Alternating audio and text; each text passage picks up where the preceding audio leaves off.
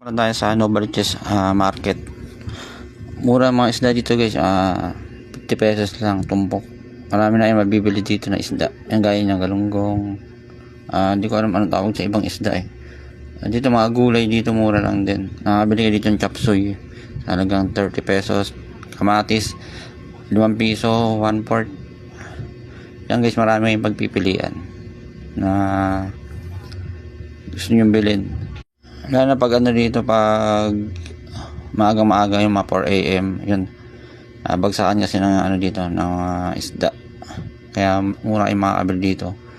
Hipon, sugpo, ganun. Kaya na ba mamili kasi marami magpipilian dito na isda. Tumpok lang din yan, 50 pesos. Ang dami yan, diba? Hindi gaya sa ibang market na na mahal. Meron dito 100, 3 bangus. Makakabili rin kayo.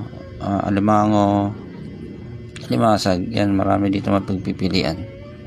Dinaing na bangus, tilapia, mura lang dito guys. Marami mapipilian dito na murang tumpok lang.